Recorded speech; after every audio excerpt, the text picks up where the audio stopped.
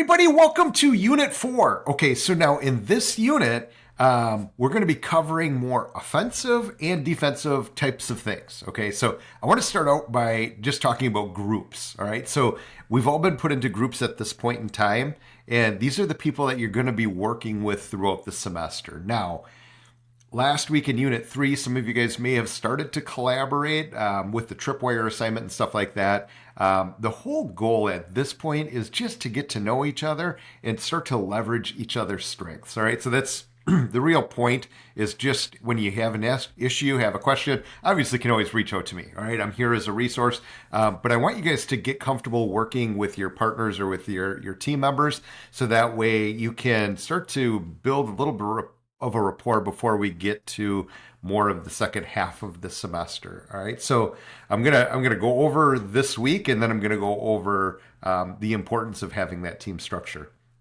So Unit 4, this video, obviously not really this video, I'm making the video now, but the big thing is we are going to cover threat detection, threat modeling. This is the textbook, okay? So textbook chapter 6, that is going to be what we're going to be doing, all right? So that's going to be taking it more in lines with blue team, defensive, modeling, and how to protect.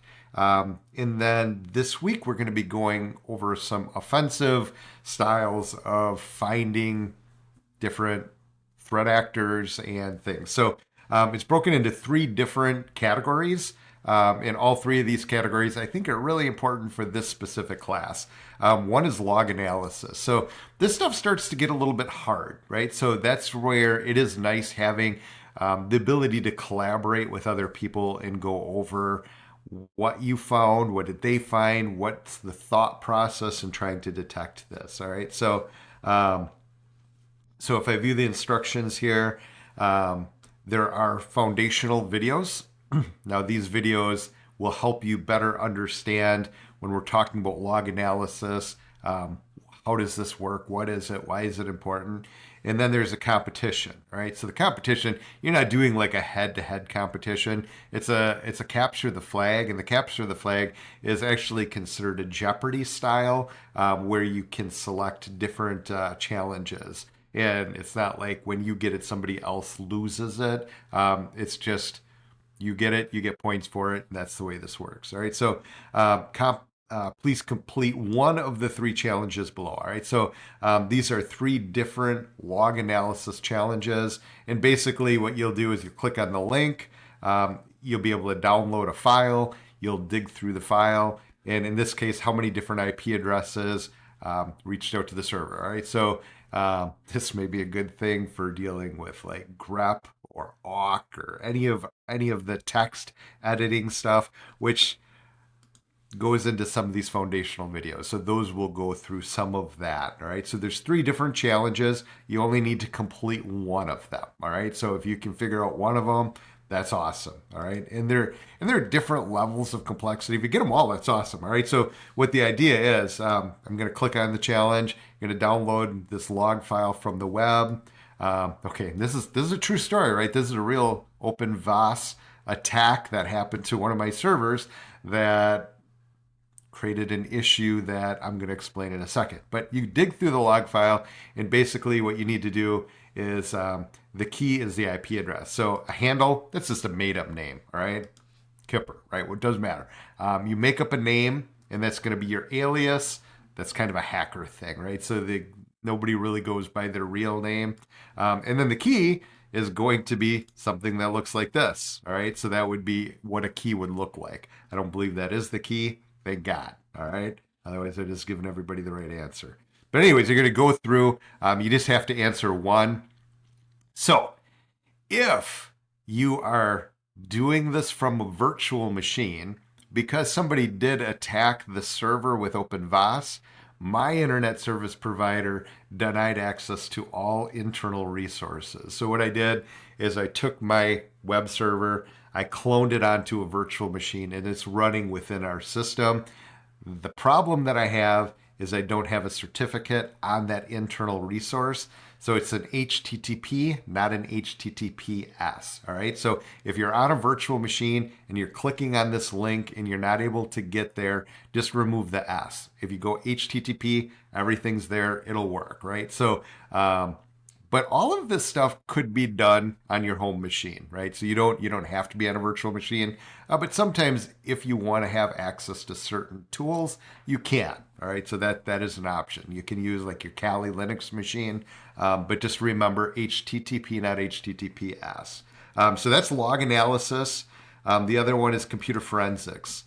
So again, I'm going to go to the instructions.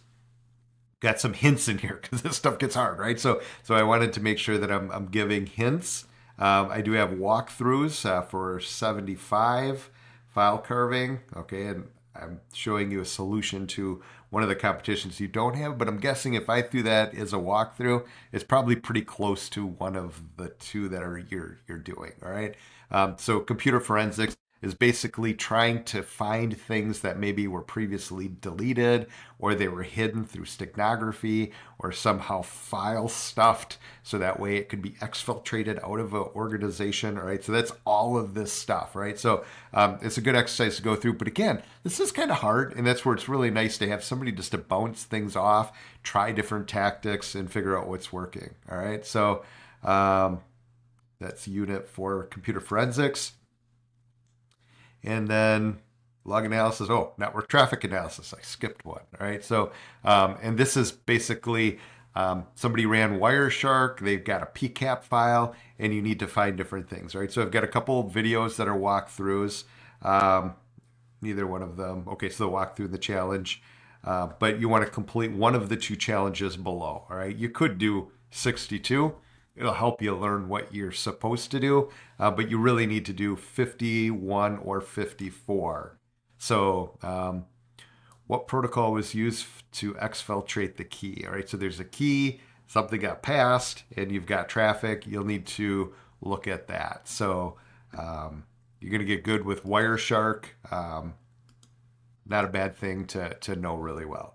So anyways, that's network traffic analysis. So that's going to be this week. So this week, you're going to go through, you're going to do those, and then you've got a quiz. Now, this quiz is going to be a quiz that's going to be based off the chapter readings, all right? So that's going to be what that is. You got 3 attempts at it. And remember, open book, open note. You can use the internet. The idea is you're just going to have to figure out how to find the answers that you need to answer the questions. And they really are all based against what the author of the textbook came up with. So that is this week. So, and again, you're in the group. There's no expectation for you to collaborate. So if you're like, I'm not gonna participate with the group, that's fine at this point, but it may put your team at a little bit of a disadvantage. The more you guys know how each other works, the better off you're going to be. All right. So Unit 3, you could have done tripwire. Unit 4, we're in this. All right. So at this point, you're just getting to know each other. Once you get past Unit 8, now we're getting into the project. All right. So there's going to be a bunch of you that are doing the classroom projects, and then there's going to be another group of you that are going to be doing the NCL. All right. The key is, even as you're working in a group, if one person submits it, you guys can share the same file. Everybody has to submit. This is so important. If you're in a group and you do not submit something, to me, that tells me you're not participating. All right. So if everybody's collaborating and they're working on it and they all have a document and you don't, that means you're probably not working with your team and you're not able to submit a document. So everybody submits, all right? So even though you're all submitting the same document, I don't care. I just want to know that you are actually participating, and that's the way that I will determine that. So anyways, that is going to be the way that works. And an NCL, whole different video for that. There is certain expectations that you're going to be doing once we get down to that part, right? So that's going to be after week 9. We're going to get past spring break or a week 9 week. And then what we'll do is we'll get into the projects. All right. So anyways, that is how the team works. That's what to expect this week. I hope this helps. If you have any questions, don't hesitate to reach out. All right. You guys have a great week. I'll see you in the next videos.